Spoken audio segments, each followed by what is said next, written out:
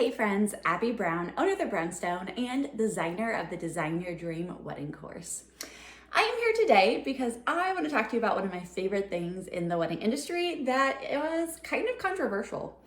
I love seating charts. I love them. I think they are so beneficial and so helpful for your guest. And today I'm going to talk to you.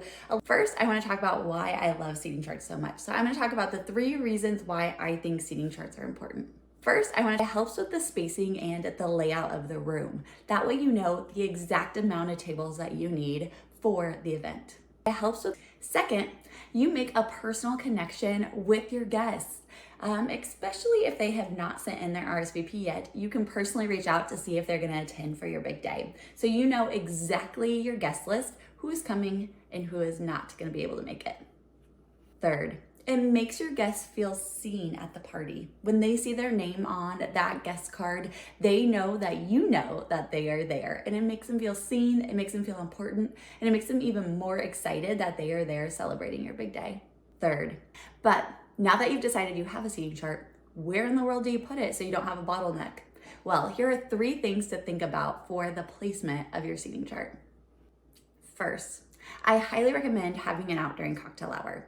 This allows your guests plenty of time to mosey over to the seating chart and take a look at it.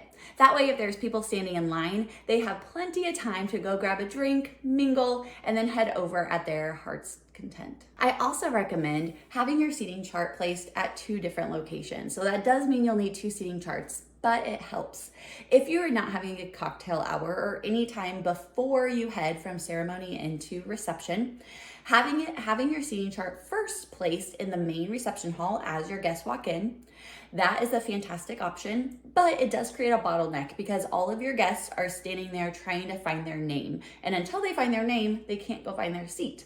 So I also recommend not only having one at that entrance, but also having one down further the line. So if it's outside on the sidewalk, if it is just outside the door, that way 2 different sets of guests can be looking for their name and then they can head right in. It makes it much faster for them. And then third, it's all about how you categorize your seating chart so that way your guests can find their names quickly.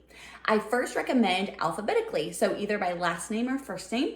Another option is to categorize it by a category. So work friends, family members, immediate family. That also helps because if they see that Aunt Kathy is sitting at table 6, they know that most likely Aunt Kathy's family is sitting around there too, so they can look for it. Instead of their specific name, they can find the group of people that they are sitting with. I also recommend having 1 empty table. This is for those friends and folks who RSVP no, but then had to change a schedule and now can attend the wedding. You never want your guests not to have a seat. So having 1 extra table is a really great option. These tips and tricks about your seating chart helpful. For more tips and tricks on planning your dream wedding, make sure to follow us along on this YouTube channel and check out the notes below for links to our program. These tips and tricks